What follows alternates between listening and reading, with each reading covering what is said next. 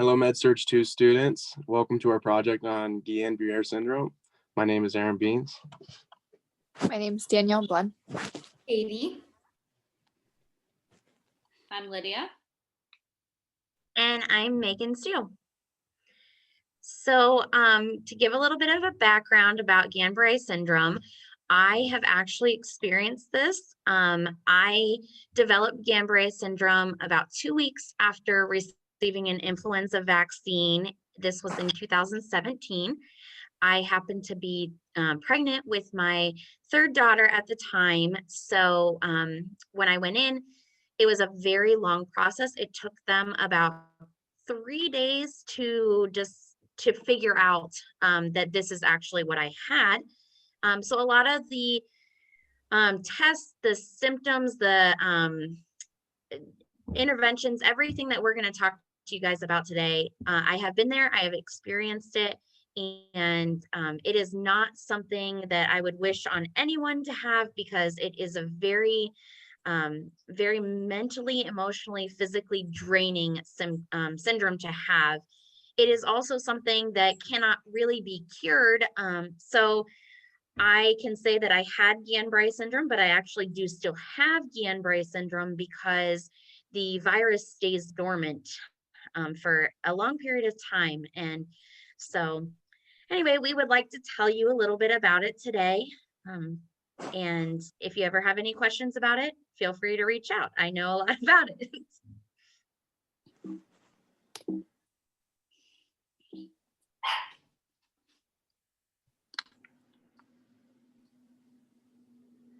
So for the etiology and pathophysiology of this is a rare disorder in which the body's immune system actually attacks the nerves. So weakness and tingling in the extremities can usually develop first. Then these symptoms rapidly progress into systemic paralysis. So the exact cause of this syndrome is unknown, but the majority of these cases report symptoms that have an infection prior to this. So that can be a respiratory or digestive infection usually. There's no cure known for this syndrome, but there's symptom management and the ability to shorten the duration of the illness.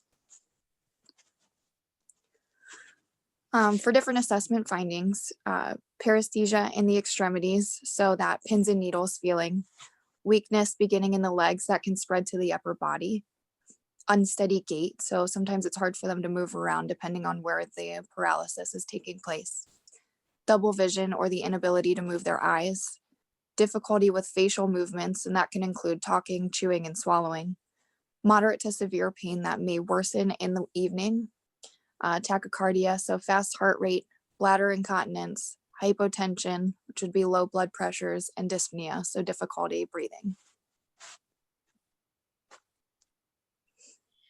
Some health history questions that you're going to ask a person who presents with some of these symptoms is: how long has the numbness and tingling been going on? Have you had any symptoms of infection in the past few weeks, like fevers, noticed any redness or swelling in your extremities? Have you had any nausea or vomiting, and any episodes of diarrhea? If you've had any respiratory symptoms like cough, congestion, and also if you had been vaccinated for the flu and when you would have been vaccinated. So pharmacological interventions, the main one that people get when they have this syndrome is intravenous immunoglobulin. This drug therapy can last around 5 days. The class is an antibody production stimulator, and its action is that it improves immunity by binding to and neutralizing pathogens, which increases antibodies against antigens. Now, as a nurse, when you are administering this intravenously, you really need to double check the dosing. That's number one for these patients. You don't want to give too much or too little and over the right amount of time, because it is a very precise dosage. And also, one bottle of this can be donated from 1,000 different people. So wasting a little bit of it is very detrimental. A nurse also needs to monitor for acute inflammatory reactions for 60 minutes during and after the infusion. You want to take vitals during the infusion, probably every half hour. Assess fluid volume, blood, urea, nitrogen, and creatinine levels. After the infusion is completed, you monitor the patient for nausea and vomiting, any drowsiness or headaches, because an adverse effect is those 4 things, and they can have severe headaches after the infusion. So a patient should avoid live vaccines for 3 months after the infusion because it can decrease the effectiveness of that vaccine. And studies have shown that if you developed Guillain-Barré syndrome within 6 weeks of an influenza vaccine, you should not get the vaccine again because you had that negative reaction to it. A couple other pharmaceuticals that you can get that aren't directly related to Guillain-Barré but benefit are Neurontin medications like gabapentin, and also steroids such as methylprednisone or prednisone doses. And then there's also plasmapheresis, which is the process of plasma being separated from blood cells and then replaced with another solution such as saline or albumin, or the plasma can be treated and then returned to the body.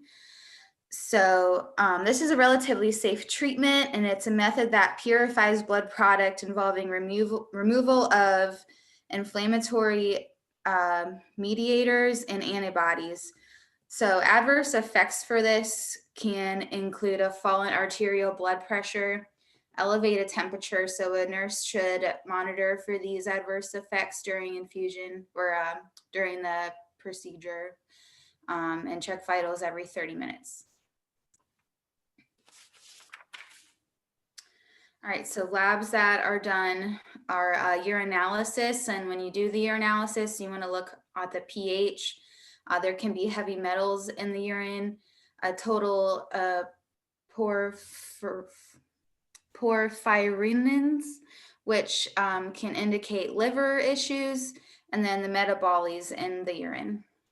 You also want to check the thyroid stimulating hormone, HbA1c, that prophenobinogen, which also indicates liver disorder, prealbumin, which keeps track of your nutritional status. And a huge one for Guillain-Barré is respiratory status and vitals. Respiratory, because breathing is affected in Guillain-Barré syndrome, and you need to obtain baseline ventilation measurements, which includes spirometry measurements of the diaphragm function, vital capacity, inspiratory force, arterial blood gases, oxygen saturations by pulse oximetry. And the reason respiratory is so affected is because of the muscle function declines rapidly. And as respiratory rate increases to compensate and maintain oxygen levels, increased carbon dioxide can occur. And a couple other labs that you can do if it seems like Guillain-Barré is being ruled out is also test for HIV and do a titer for Lyme disease, because these two immune deficiencies can look similar to Guillain-Barré. Diagnostic testing includes chest x-ray, CT, and MRI. You want to do for the chest x-ray, look for abnormalities because the respiratory status can decline quickly. You do EKG, sorry. And then the nerve conduction velocity will show slow or blocked nerve conduction, and can also show delayed F waves from nerve root demyelation and decreased muscle potential. And one that is normally done is a spinal tap in the cerebral spinal fluid in the lower lumbar region. And that is looking for cytoalbumin, which is elevated cerebral spinal fluid protein levels within 10 days of your first neurologic symptom. And it says that if this does not come back positive, you need to either entertain other diagnosis, or maybe you drew this too soon. So maybe it was before the 10-day mark period. Also, you can do a reflex test because deep tendon reflexes become diminished or absent 4 or 5 days after onset of neurologic symptom. And there is a scale that you can do to elevate the patient's extent of weakness. It's called the Medical Research Council scale. And this is done on a 5 to 0. So 5 being normal strength and 0 being no movement at all.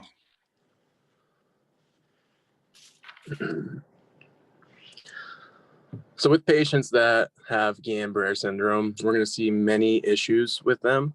But here are 5 patient problems with their evidence that one of them is impaired mobility. We'll see this as ascending symmetrical weakness and numbness of the extremities. So it usually starts at the feet and works its way up. It can be one-sided or both-sided. Imbalanced nutrition, lessen body requirements. Their autonomic function and they're going to have swallowing difficulty as they lose function. They'll have impaired urinary elimination, as evidenced by the patient not voiding. They're going to have anxiety as well. This is, if you could imagine laying in bed and numbness and tingling working its way from your feet up and you slowly just lose your ability to move, that could be pretty scary. So we got to keep that in mind. They can experience ineffective breathing pattern. Their chest expansion, it'll slowly not expand, and we need to keep an eye out for that as well to see if they need a ventilator. Not every patient will need this, so we got to keep our eye out.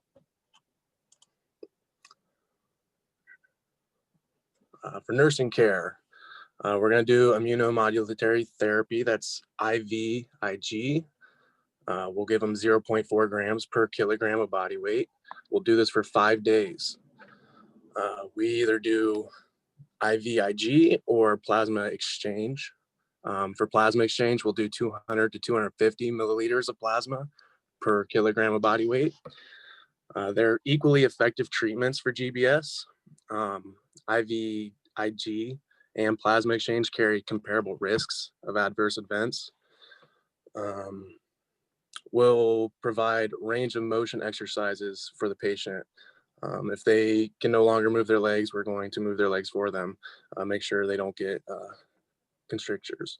We'll do Q2 turns in bed so they don't get pressure ulcers. If they can't swallow, we're going to provide them thickened liquid or even a tube feed. If they're on tube feed, we need to keep in mind that their mouth can dry out. We can use some swabs in there and moisten their mucous membranes. They're going to be retaining fluid, so we're going to give them a diuretic, whether that's potassium sparing or not. I think that's up to the doctor. For pain control, we're going to use gabapentin, prednisone for steroids, as mentioned before also. Since they're bed rest and not moving, they're not walking, they're going to be prone to clotting. So we need to make sure we put on those SCDs and administer heparin. They will be anxious. They might become apprehensive. They might need restraint.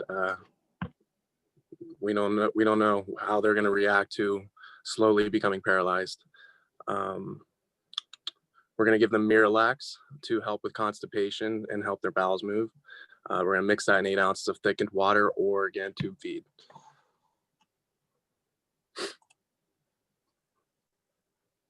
Some interdisciplinary care that's going to be done is, like the different people that are going to care for the patient is going to be their primary care doctor. They're going to have a specialist like a neurologist. They'll have a hospitalist if they're in the hospital, or when they're in the hospital. The nurses will obviously take care of them, the patient care technicians, the phlebotomist, because they're going to have lab draws to constantly monitor their levels. A nutritionist, so they'll be on a specific diet. They'll have physical and occupational therapy. They'll also have an infectious disease doctor, a psychiatrist, because the disease can be very taxing, and someone for the patient if they have spiritual needs, we can provide that. ramifications and impact on patient and family. So for the patient physically, it's going to affect their muscles and nerves. You have to remember they're going to have to learn how to eat and walk and even talk again in some cases. Emotionally, like they'll feel helpless, sad, angry, irritable. They'll be stressed. I mean, imagine how you would feel if you could just like not walk or eat or talk anymore all of a sudden.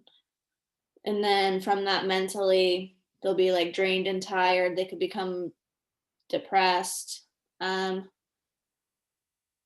having to go through all of this and having to depend on others to help them do things like everyday activities like going to the bathroom or eating or anything.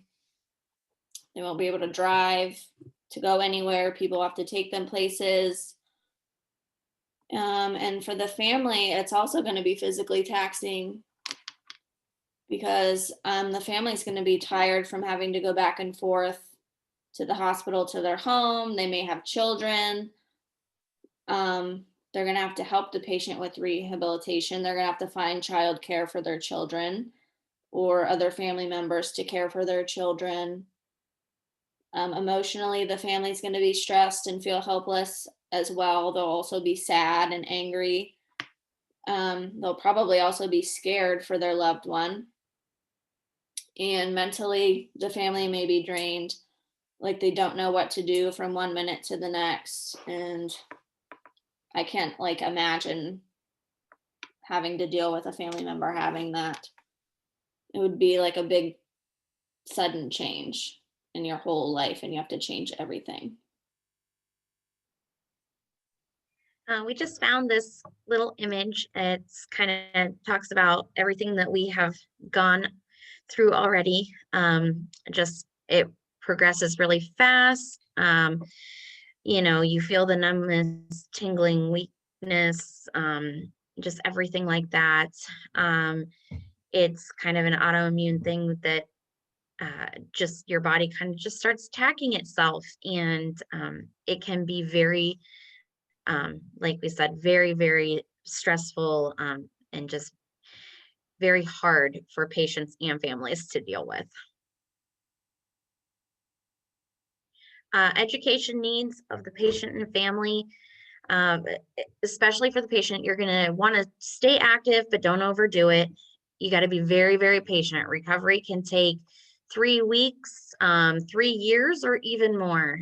You have to be careful, limit activities where you could fall and hurt yourself, set priorities for your tasks, do what you can do that needs done right now, and you can wait for other things. You're just going to not have enough energy to do everything that you might want to do for the day. You'll have to schedule appointments with occupational physical therapy, speech therapy if you need. You don't drive until your doctor says that it's okay for you to start driving again. You really have to have the support of family. They need to be there to help you with all of your ADLs. They'll have to drive you to your appointments, make sure that you're taking your correct medications at the right time.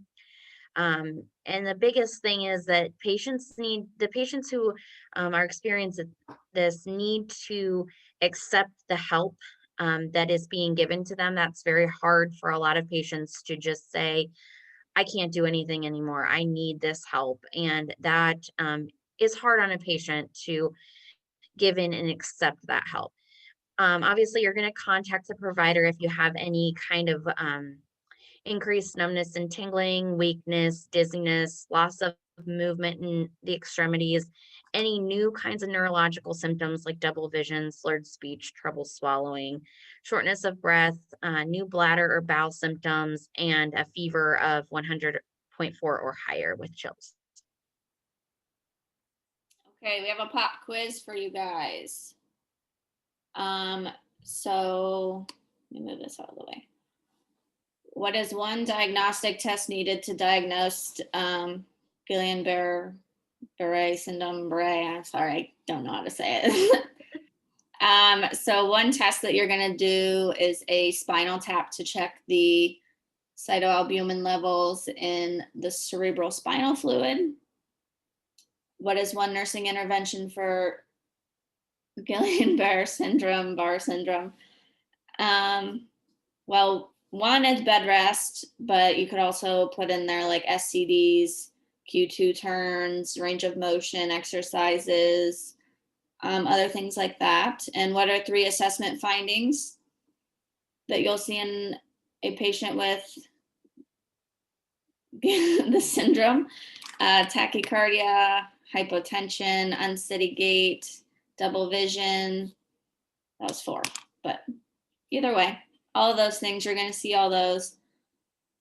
And here's our references. And we just want to thank you for watching our little show. And we hope that you learned something. And if you have any questions, just let us know.